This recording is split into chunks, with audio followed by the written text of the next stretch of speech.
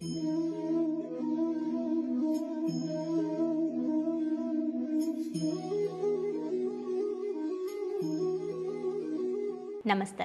ನೀನು ಸತ್ತರೆ ಅಳುವವರು ಯಾರು ಪುಸ್ತಕದಿಂದ ನಮ್ಮ ಮುಂದಿನ ಚಾಪ್ಟರ್ನ ಹೆಸರು ಪ್ರತಿದಿನ ನೀತಿ ನಿಯಮವನ್ನು ರೂಪಿಸಿ. ದಿನ ನಾವು ಒಂದು ರೂಲ್ ಮಾಡ್ಕೋಬೇಕಂತೆ. ಓಕೆ, ಡೈಲಿ ಮಾಡ್ಕೋಬೇಕು, ಡೈಲಿ ರೂಪಿಸ್ಬೇಕು ಅಂತ. ಸೊ ಹೇಗೆ, ಯಾಕೆ ಅಂತ ಹೇಳ್ತಾರೆ. ಗಾಳಿ ಬೀಸೋ ದಿಕ್ಕಲ್ಲಿ ಚಲಿಸುವ ಎಲೆಯಂತೆ ನಿಮ್ಮ ಬದುಕನ್ನು ಬದುಕುವುದು ಸುಲಭ. ಗಾಳಿ ಹೆಂಗೆ ಬೀಸೋದು ಹಾಗೆ ಎಲೆ ಆರೋಗೋದು. ನಿಮ್ಮ ಬದುಕು ಆ ಥರ ನೀವು ಬದುಕ್ತೀರಾ ಅಂತಂದರೆ ಅದು ತುಂಬ ಈಸಿ.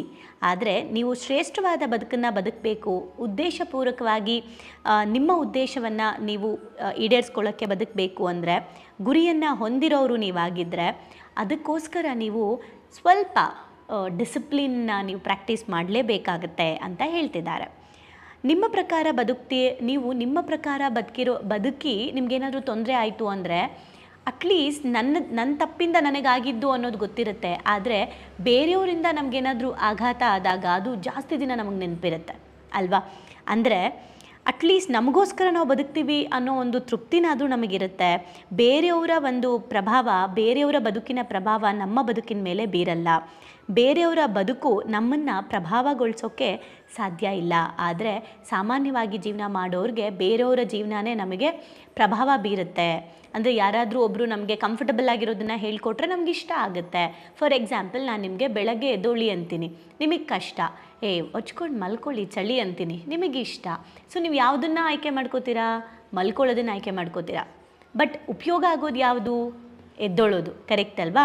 ಹಾಗೆ ಇಲ್ಲಿ ನಮಗೆ ನೀತಿ ನಿಯಮವನ್ನು ಪ್ರತಿದಿನ ನಾವು ರೂಪಿಸ್ಕೊಳ್ಳಿಲ್ಲ ಅಂದರೆ ನಮ್ಮ ಜೀವನ ಬೇರೆಯವರ ಒಂದು ಪ್ರಭಾವಕ್ಕೆ ಒಳಗಾಗೋ ಚಾನ್ಸಸ್ ಇರುತ್ತೆ.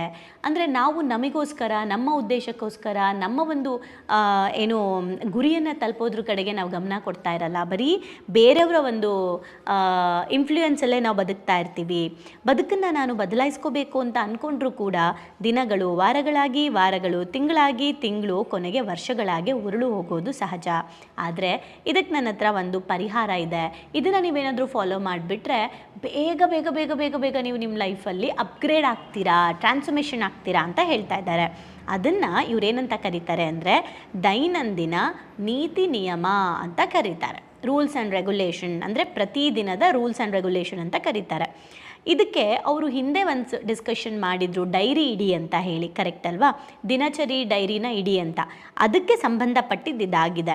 ಇದೇನೆಂದರೆ ನಿಮ್ಮ ಜೀವನನ ಪೂರ್ಣವಾಗಿ ಬದುಕಬೇಕು ಅಂದರೆ ನೀವು ನಿರ್ಧರಿಸಿರುವಂತಹ ಜೀವನದ ಮೌಲ್ಯಗಳು, ಸದ್ಗುಣಗಳು, ನೀವು ನಿಮ್ಮ ಲೈಫಿಗೆ ಮಾಡಿಕೊಂಡಿರುವಂತಹ ಪ್ರಾಮಿಸ್ಗಳು, ಇದನ್ನು ಈ ಮೂರನ್ನ ನೀವು ಗಮನದಲ್ಲಿ ಇಟ್ಕೋಬೇಕು. ಒಂದು, ನಿಮ್ಮ ಜೀವನದ ಮೌಲ್ಯಗಳು, ನೀವು ಯಾವುದಕ್ಕೆ ವ್ಯಾಲ್ಯೂ ಕೊಡ್ತೀರಾ, ನಿಮ್ಮ ವ್ಯಾಲ್ಯೂಗಳೇನು. ನಿಮ್ಮ ಕಲ್ಚರ್ ಆ್ಯಂಡ್ ನಿಮ್ಮ ನಡವಳಿಕೆ, ನಿಮ್ಮ ಗುಣಗಳು, ನೀವು ಯಾವ ಥರದ ಒಂದು ಕ್ಯಾರೆಕ್ಟರ್ ನೀವಾಗಿದ್ದೀರಾ. ಮೂರನೇದು, ಅಥವಾ ಆಗಬೇಕಾಗಿದೆ. ಮೂರನೇದು ಪ್ರಾಮಿಸ್, ನಿಮ್ಮ ಕನಸಿಗೆ ನೀವು ಕೊಟ್ಕೊಳ್ತಿರುವಂಥ ಪ್ರಾಮಿಸ್, ನಿಮ್ಮ ಜೀವನಕ್ಕೆ ನೀವು ಕೊಡ್ತಾ ಇರೋ ಪ್ರಾಮಿಸ್. ಈ ಮೂರನ್ನು ಕೂಡ ನಾವು ಗಮನಿಸಬೇಕು. ಸೊ ಈ ಮೂರರ ಮೇಲೆ ನಾವು ನಮ್ಮ ದೈನಂದಿನ ರೂಲ್ಸ್ ರೆಗ್ಯುಲೇಷನ್ನ ಮಾಡ್ಕೋಬೇಕು, ನೀತಿ ನಿಯಮನ ಮಾಡ್ಕೋಬೇಕು. ಹೇಗೆ ಅಂದರೆ 24 ಗಂಟೆಯಲ್ಲಿ, ಫಾರ್ ಎಕ್ಸಾಂಪಲ್ ನಾನು ಎಷ್ಟು ಗಂಟೆ ಮಲಗ್ತೀನಿ ಅದನ್ನು ಮೈನಸ್ ಮಾಡಿ ಮಿಕ್ಕಿದ್ದ ಗಂಟೆಗಳನ್ನು ನಾನು ಯಾವ ರೀತಿ ಒಂದು ದಿನದಲ್ಲಿ ನಾನು ನಿಭಾಯಿಸ್ತೀನಿ, ಯಾವ ರೀತಿ ನಾನು ನನ್ನ ಹೋಲ್ ಡೇ ನಾನು ಯಾವ ಥರ ಸ್ಪೆಂಡ್ ಮಾಡ್ತೀನಿ ಅನ್ನೋದು ನನ್ನ ಹತ್ರ ಲಿಸ್ಟ್ ಇರಬೇಕು. ಏನೇನು ಮಾಡ್ತೀನಿ ಅನ್ನೋದು ಟು ಡೂ ಲಿಸ್ಟ್, ಏನೇನು ಮಾಡಬೇಕು ಅನ್ನೋದು, ನಾನು ಇವತ್ತೇನೇನು ಕೆಲಸ ಮಾಡಬೇಕು ಅನ್ನೋ ಲಿಸ್ಟು. ಆದರೆ ಇದು ಟು ಡೂ ಲಿಸ್ಟು ಅಥವಾ ದಿನ ಏನು ಕೆಲಸ ಮಾಡಬೇಕು ಅಂತ ಅಲ್ಲ, ಯಾವ್ಯಾವ ಸಮಯದಲ್ಲಿ ಏನೇನು ಮಾಡಬೇಕು ಅಂತ. ಸೊ ಇದು ರೂಲ್ಸ್ ಆ್ಯಂಡ್ ರೆಗ್ಯುಲೇಷನ್ಸ್. ಬರೀ ಟು ಡೂ ಲಿಸ್ಟ್ ಅಂದರೆ ನಾಳೆ ಏನೇನೇನೇನೇನು ಮಾಡಬೇಕು ಅಂತ, ಯಾವ್ಯಾವ ಟೈಮಿಗೆ ಏನು ಮಾಡಬೇಕು, ಯಾವಾಗ ಸ್ಟಾರ್ಟ್ ಮಾಡಬೇಕು, ಯಾವಾಗ ಎಂಡ್ ಮಾಡಬೇಕು ಅನ್ನೋದು ಇಟ್ಕೊಳ್ತೀವಲ್ಲ, ಅದು ರೂಲ್ಸ್ ಆ್ಯಂಡ್ ರೆಗ್ಯುಲೇಷನ್. ಯಾರು ಆ ರೂಲ್ಸ್ ರೆಗ್ಯುಲೇಷನ್ಸ್ನ ಫಾಲೋ ಮಾಡ್ತಾರೆ ಅವ್ರ ಲೈಫ್ ಚೆನ್ನಾಗಿರುತ್ತೆ. ಅದಕ್ಕೊಂದು ಎಕ್ಸಾಂಪಲ್ ತೊಗೊಳ್ಳೋಣ. ಈಗ ಟ್ರಾಫಿಕಲ್ಲಿ ರೆಡ್ ಸಿಗ್ನಲ್ ಹಾಕಿದ ತಕ್ಷಣ ನಿಂತ್ಕೋಬೇಕು, ಗ್ರೀನ್ ಹಾಕಿದ ತಕ್ಷಣ ಮೂವ್ ಮಾಡಬೇಕು ಅಲ್ವಾ.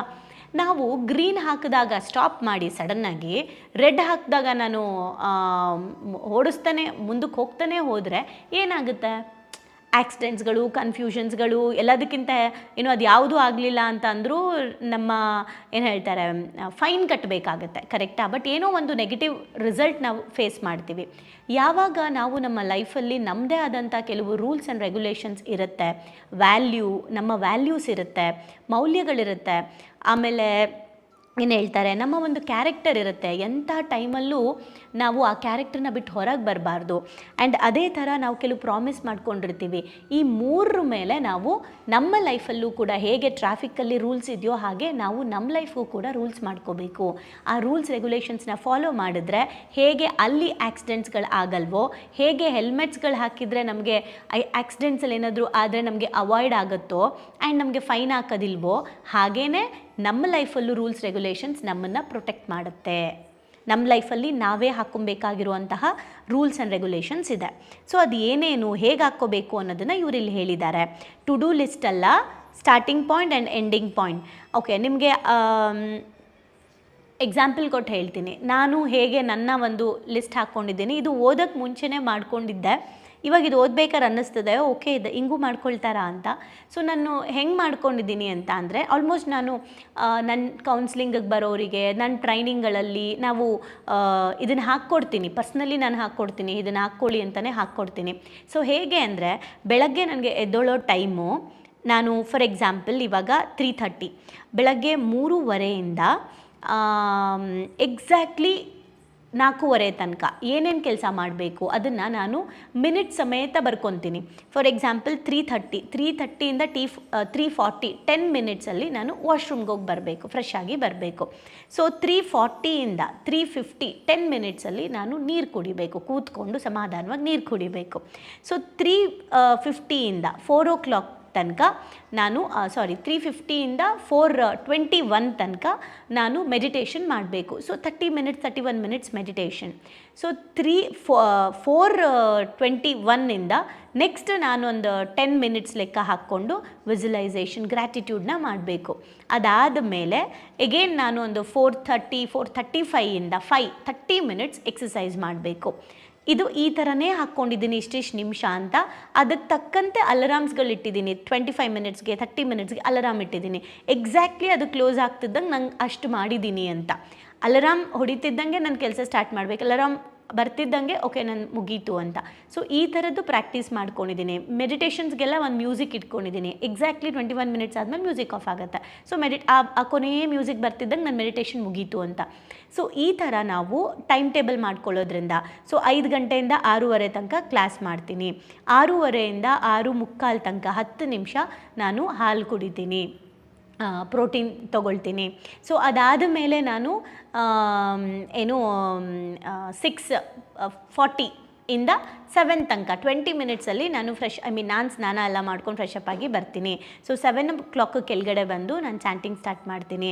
7 to 7:20 7:30 ಈ ಥರ ನೀಟಾಗಿ ಮಾಡಿಕೊಂಡು ನಾನು ಎಷ್ಟು ಗಂಟೆಗೆ ಬ್ರೇಕ್ಫಾಸ್ಟ್ ಆ್ಯಂಡ್ ಮಗುನ ಎಷ್ಟು ಗಂಟೆಗೆ ಏಳಿಸ್ಬೇಕು, ಸ್ನಾನ ಮಾಡಿಸ್ಬೇಕು, ಸ್ಕೂಲ್ ಟೈಮಿಂಗ್ಸ್ ಈ ಥರದ್ದೆಲ್ಲ ಕೂಡ ನಾನು ಒಂದು ಚಾಟ್ ಮಾಡಿಬಿಟ್ಟು ನನ್ನ ರೂಮಿನ ಬಾಗಿಲಲ್ಲಿ ಅಂಟಿಸ್ಕೊಂಡಿದ್ದೀನಿ. ಆ್ಯಂಡ್ ಇದೇ ಥರ ನಮ್ಮ ಅಮ್ಮಂಗೆ,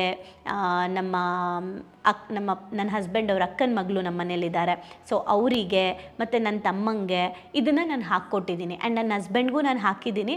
ಅವರ ಟೈಮಿಂಗ್ಸಲ್ಲಿ ವೇರಿ ಆಗುತ್ತೆ, ಬಿಕಾಸ್ ಅವ್ರು ಹಾಕ್ಕೊಂಡಿರೋದಲ್ಲ. ಅವ್ರು ಹಾಕ್ಕೊಂಡ್ರೆ ಅವರಿಗೆ ಕ್ಲಾರಿಟಿ ಸಿಗುತ್ತೆ ಟೈಮ್ ಟೇಬಲ್. ನಾನು ಜಸ್ಟ್ ಹಿಂಗೆ ಹಾಕಿರ್ತೀನಿ ಅಂತ ಹೇಳಿ ಹಾಕಿದ್ದೀನಿ ಅಷ್ಟೇ. ಬಟ್ ಅವರೇ ಮಾಡಿಕೊಂಡಾಗ ಅವ್ರ ಟೈಮ್ ಮ್ಯಾಚ್ ಮಾಡ್ಕೊಳ್ಳೋಕ್ಕೆ ಹೆಲ್ಪ್ ಆಗುತ್ತೆ. ಸೊ ಅಮ್ಮನ ಜೊತೆ ಕೂತ್ಕೊಂಡು ನಾನು ಡಿಸ್ಕಸ್ ಮಾಡಿ ಹಾಕಿದ್ದೀನಿ. ಇದರಿಂದ ಏನಾಗ್ತಿದೆ ಮನೆಯಲ್ಲಿ ಅಂತ ಬಂದಾಗ, ನಮಗೆ ನಮ್ಮನೆ ಓವರಾಲ್ ನಮ್ಮನೆ ಎಲ್ಲ ಕೆಲಸ, ಕಸ ಗುಡಿಸಿ, ನೆಲ ಒರೆಸಿ, ಬಟ್ಟೆ ಒಗ್ಯಕ್ಕೆ ಹಾಕಿ, ಬಟ್ಟೆ ತೆಗೆದು ಮಡಚಿ, ಟಿಫನ್ ರೆಡಿ ಮಾಡಿ, ಮಧ್ಯಾಹ್ನಕ್ಕೆ ಲಂಚ್ ರೆಡಿ ಮಾಡಿ, ಎಲ್ಲ ರೆಡಿ ಮಾಡಿ ಫುಲ್ ಎಲ್ಲರೂ ಮನೇಲಿರೋರೆಲ್ಲ ಸ್ನಾನ ಮಾಡ್ಕೊಂಡು ಪೂಜೆ ಮುಗಿಸಿ ತಿಂಡಿ ಮುಗಿಸಿ ಓವರಾಲ್ 10 ಗಂಟೆ ಒಳಗಡೆ ನಮ್ಮ ಹೋಲ್ ಡೇ ಕೆಲಸ ಮುಗ್ದೋಗಿರುತ್ತೆ. ನಾವಿನ್ನು ಮಧ್ಯಾಹ್ನಕ್ಕೆ ಅಲಾರಾಮ್ ಇದೆ, ಆ ಮಧ್ಯಾಹ್ನ ಮಧ್ಯಾಹ್ನಕ್ಕೆ ಬೇಕಾಗಿರೋದು ಅಂದರೆ ಬೆಳಗ್ಗೆನೇ ನಾವು ಮಧ್ಯಾಹ್ನಕ್ಕೆ ಬೇಕಾಗಿರೋದು ಪ್ರಿಪೇರ್ ಮಾಡಿರ್ತೀವಿ, ಸಾಂಬಾರು ಆ ಥರದ್ದು. ಸೊ ಮಧ್ಯಾಹ್ನ ಇನ್ನೊಂದು ರೆಡಿ ಮಾಡ್ಕೊಳ್ಳೋದು, ಆಮೇಲೆ ನೈಟಿಗೆ ಅಲಾರಾಮ್ ಇದೆ, ಸೊ ನೈಟ್ ರೆಡಿ ಮಾಡ್ಕೊಳ್ಳೋದು, ಪಾತ್ರೆ ತೊಳೆಯೋದು, ಎಕ್ಸಾಕ್ಟ್ಲಿ 2 ಟೈಮ್ಸ್ ಪಾತ್ರೆ ತೊಳೆಯೋದಕ್ಕೆ ಅಲಾರಾಮ್. ಸೊ ಇದೇನಾಗುತ್ತೆ, ಅವ್ರಿಗೂ ರೆಸ್ಟ್ ಸಿಗುತ್ತೆ, ಅವರು ಟಿ ವಿ ನೋಡ್ಬೋದು, ನಮ್ಮಮ್ಮ ಟಿ ವಿ ನೋಡ್ಬೋದು, ಬುಕ್ ಓದ್ತಾರೆ, ಟಿ ವಿ ನೋಡ್ತಾರೆ, ಮಗು ಜೊತೆ ಪಾರ್ಕಿಗೆ ಕರ್ಕೊಂಡು ಹೋಗ್ತಾರೆ. ನನ್ನ ಹಸ್ಬೆಂಡ್ ಅವ್ರ ಅಕ್ಕನ ಮಗಳು ಕೂಡ ಲೈಕ್ ಅವಳಿಗೆ ಬೇರೆ ಬೇರೆ ಸ್ಕಿಲ್ ಕಲಿಯೋಕ್ಕೆ ಟೈಮ್ ಸಿಗುತ್ತೆ. ಸೊ ಇವೆಲ್ಲ ಸಾಧ್ಯ ಆಗೋದು ನಾವು ನಮ್ಮ ಲೈಫಲ್ಲಿ ರೂಲ್ಸ್ ಆ್ಯಂಡ್ ರೆಗ್ಯುಲೇಷನ್ಸ್ನ ಫಾಲೋ ಮಾಡೋದ್ರಿಂದ. ಇಲ್ಲ ಅಂದರೆ ನಂಗೆ ಟೈಮ್ ಇಲ್ಲ, ನಂಗೆ ಪೆಂಡಿಂಗ್ ಆಯಿತು, ಇವತ್ತು ಮಾಡಿದ ಕೆಲಸ ನಾಳೆ ಮಾಡೋಣ, ನಾಳೆ ಮಾಡೋಕ್ಕಾಗಿಲ್ಲ ಆಮೇಲೆ ಮಾಡೋಣ, ಈ ಥರ ಪೋಸ್ಟ್ಪೋನ್ ಆಗ್ತಾನೆ ಇರುತ್ತೆ. ನಮ್ಮ ಕೆಲಸ ಪೋಸ್ಟ್ಪೋನ್ ಆದರೆ ನಮ್ಮ ಡ್ರೀಮ್ಸ್ ಪೋಸ್ಟ್ಪೋನ್ ಆಗುತ್ತೆ, ಡ್ರೀಮ್ಸ್ ಪೋಸ್ಟ್ಪೋನ್ ಆದರೆ ನಮ್ಮ ಸಕ್ಸಸ್ ಪೋಸ್ಟ್ಪೋನ್ ಆಗುತ್ತೆ. ಸೊ ಸಕ್ಸಸ್ ಪೋಸ್ಟ್ಪೋನ್ ಆಗ್ತಾ ಇದ್ದರೆ ಫೈನಲಿ ಎಲ್ಲ ಪೋಸ್ಟ್ಪೋನ್ ಆಗ್ತಾನೇ ಇರುತ್ತೆ. ಹಾಗಾಗಿ ನಮ್ಮ ವೈಯಕ್ತಿಕ ಜೀವನಕ್ಕೂ ಪ್ರೊಫೆಷ್ನಲ್ ಲೈಫ್ಗೂ ಕೂಡ ನಾವು ಈ ಥರ ಇಟ್ಕೋಬೇಕು. ಆ್ಯಂಡ್ ಸೇಮ್ ನಾನು ವೀಡಿಯೋ ಮಾಡೋದಕ್ಕೂ ಯಾವತ್ತು ಎಷ್ಟೆಷ್ಟು ಗಂಟೆ ಫಿಕ್ಸ್ ಮಾಡ್ಕೊಂಡಿರ್ತೀನಿ. ಕೌನ್ಸ್ಲಿಂಗಿಗೆ ಈ ಟೈಮಿಂದ ಈ ಟೈಮ್ ಮಾತ್ರ ಕೌನ್ಸ್ಲಿಂಗು, ಆ ಟೈಮಲ್ಲಿ ನಂಗೆ ಬೇರೆ ವರ್ಕ್ ಇಲ್ಲ ಅಂದರೆ ಮಾತ್ರ ನಾವು ಆ ಟೈಮ್ ಸ್ಲಾಟ್ಸ್ಗಳನ್ನ ಕೊಡ್ತೀವಿ. ಸೊ ಎಲ್ಲದಕ್ಕೂ ಫಿಕ್ಸ್ಡ್ ಮಾಡ್ಕೊಂಡಿದ್ದೀನಿ. ಅಂದರೆ ಲೈಕ್ ನಾನು ಎಷ್ಟು ಗಂಟೆಗೆ ಮತ್ತೆ ಮನೆಗೆ ವಾಪಸ್ ಹೋಗಬೇಕು, ಮಗು ಜೊತೆ ಟೈಮ್ ಸ್ಪೆಂಡ್ ಮಾಡೋದು, ಅವನಿಗೆ ಹೋಮ್ವರ್ಕ್ ಬರ್ಸೋದಾಗಿರ್ಬೋದು, ಆ್ಯಂಡ್ ಎಲ್ಲದಕ್ಕೂ ಎಂಟರ್ಟೈನ್ಮೆಂಟ್ಗೆ, ಎನ್ಲೈಟ್ಮೆಂಟ್ಗೆ, personal life, professional life, friends, relations, family and clients, ಒಂದಕ್ಕೂ ಟೈಮ್ ಮಾಡ್ಕೊಂಡಿರೋದ್ರಿಂದ ನನಗೆ ಎಲ್ಲೂ ತುಂಬ ನನಗೆ ಟೈಮೇ ಸಿಗ್ತಿಲ್ಲ ಆಚೆ ಅನ್ನೋ ಫೀಲ್ ನಂಗೆ ಬರ್ತಾಯಿಲ್ಲ, ಮೊದಲನೇದು. ಆ್ಯಂಡ್ ಇದನ್ನು ಮುಂಚೆಯಿಂದ ನಾನು ಫಾಲೋ ಮಾಡಿದ್ದೀನಿ. ಸಮ್ಟೈಮ್ಸ್ ಬ್ರೇಕ್ ಆಗಿರುತ್ತೆ, ಬಟ್ ಈಗ ಇವ್ರು ಹೇಳ್ತಾರೆ ನೋಡಿ, ನಾನು ಇದನ್ನು ನಿಮಗೆ ಎಕ್ಸಾಂಪಲ್ ಕೊಡೋಕೆ ಅರ್ಥ ಮಾಡಿಸ್ದೆ. ಇವರು ಕೂಡ ಇದೇ ಥರ ಮಾಡ್ಕೊಂಡಿದ್ರಂತೆ ಅವರ ಫ್ಯಾಮಿಲಿಗೆ, ಅವರ ಕಮ್ಯುನಿಟಿ, ಅವ್ರ ರಿಲೇಷನ್ಸ್ ಎಲ್ಲದಕ್ಕೂ ಕೂಡ. ಸೊ ಇವರೇನು ಹೇಳ್ತಿದ್ದಾರೆ ಅಂದರೆ, ಇದನ್ನು ಅವರು ಡೈಲಿ ಬೆಳಗ್ಗೆ ಎದ್ದ ತಕ್ಷಣ ನೋಡ್ತಾ ಇದ್ರಂತೆ, ಓದ್ತಾ ಇದ್ರಂತೆ, ರೂಲ್ಸ್ ರೆಗ್ಯುಲೇಷನ್ ಸೆಟ್ ಮಾಡಿಕೊಂಡು. ಸೊ ಇದು ಅವರ ಪ್ರೊಫೆಷ್ನಲ್ ಲೈಫ್ಗೆ ಹೆಲ್ಪ್ ಆಗ್ತಿತ್ತಂತೆ, ಟೈಮ್ ಮ್ಯಾನೇಜ್ ಮಾಡೋದಕ್ಕೆ. ಹಾಗೆ ಇವರು ಪರ್ಸ್ನಲ್ ಲೈಫ್ಗೆ ಒಂದು ಹೇಳಿದ್ದಾರೆ, ಅದೇನೆಂದರೆ ಈ ಒಂದು ಏನು ಅವರು ಬರೆದಿಟ್ಕೊಂಡಿರ್ತೀವಿ ರೂಲ್ಸ್ ರೆಗ್ಯುಲೇಷನ್ಸಲ್ಲಿ, ಅದರಲ್ಲಿ ಇದು ಕೂಡ ಆ್ಯಡ್ ಆಗುತ್ತೆ. ಅದೇನೆಂದರೆ, ನಾನು ಇವತ್ತು ಏನು ಎಲ್ಲ ಕೆಲಸಗಳನ್ನು ಸಂಪೂರ್ಣ ಮಾಡ್ತೀನಿ, ನಾನಿವತ್ತು ನನ್ನ ಉದ್ದೇಶವನ್ನು ಏಕಾಗ್ರತೆಯಿಂದ ನಾನು ಕಂಪ್ಲೀಟ್ ಮಾಡ್ತೀನಿ, ಇವತ್ತು ನಾನು ಹೇಳಿರೋ ಕೆಲಸನ ನಾನು ಕಮಿಟ್ಮೆಂಟಿಂದ ಮಾಡ್ತೀನಿ, ಇವತ್ತು ನಾನು ಉತ್ಸಾಹದಿಂದ ಇರ್ತೀನಿ, ಇವತ್ತು ನನ್ನ ಎಲ್ಲ ಕೆಲಸದ ಫಲಿತಾಂಶವನ್ನು ನಾನು ಏನು ಫಲಿತಾಂಶ ಬರಬೇಕು ಅದನ್ನು ನಾನು ರೂಪಿಸ್ಕೊಳ್ತೀನಿ ಅಂತ ಇವರು ಬೆಳಗ್ಗೆ ಎದ್ದು ಆ ಒಂದು ಬರ್ಕೊಂಡಿರೋದನ್ನು ಓದ್ತಾರಂತೆ. ಬೆಳಗ್ಗೆ ಎದ್ದ ತಕ್ಷಣ ಪ್ಲಾಟಿನಮ್ ಟೈಮ್ ಅಂತ ಇದೆ ಗೊತ್ತಾ? ಸೊ ಅದನ್ನು ಇವರು ಮಾಡ್ತಾರಂತೆ. ಬೆಳಗ್ಗೆ ಎದ್ದ ತಕ್ಷಣ ಅವ್ರ ದಿನದ ರೂಲ್ಸ್ ಆ್ಯಂಡ್ ರೆಗ್ಯುಲೇಷನ್ಸ್ನ ಓದ್ಕೋತಾರಂತೆ. ಯಾವುದೇ ಒಂದು ಕೆಲಸಕ್ಕೆ ಹೋದಾಗ್ಲೂ, ಯಾವುದೇ ಒಂದು ಕಂಪ್ನಿಗೆ ಹೋದಾಗ್ಲೂ ಅಲ್ಲಿ ಅದರದ್ದೇ ಆದಂಥ ರೂಲ್ಸ್ ಆ್ಯಂಡ್ ರೆಗ್ಯುಲೇಷನ್ಸ್ ಇರುತ್ತಲ್ವ, ಅದೇ ಥರನೇ ನಮ್ಮ ಲೈಫ್ಗೂ ಕೂಡ, ಪ್ರೊಫೆಷ್ನಲ್ ಆ್ಯಂಡ್ ಪರ್ಸ್ನಲ್ ಲೈಫ್ಗೂ ಕೂಡ ನಾವು ಕೂಡ ರೂಲ್ಸ್ ಆ್ಯಂಡ್ ರೆಗ್ಯುಲೇಷನ್ಸ್ನ ಇಟ್ಕೊಂಡ್ರೆ ಲೈಫ್ ತುಂಬ ಚೆನ್ನಾಗಿರುತ್ತೆ. ಈಗ ನೀವು ನಿಮ್ಮ ಲೈಫಲ್ಲಿ ರೂಲ್ಸ್ ಆ್ಯಂಡ್ ರೆಗ್ಯುಲೇಷನ್ಸ್ನ ಸೆಟ್ ಮಾಡಿ ನಿಮ್ಮ ಲೈಫ್ನ ಡಿಸಿಪ್ಲಿನಾಗಿ, ಹ್ಯಾಪಿಯಾಗಿ ಎಂಜಾಯ್ ಮಾಡ್ತಾ ಲೈಫ್ ಲೀಡ್ ಮಾಡಿ. Thank you.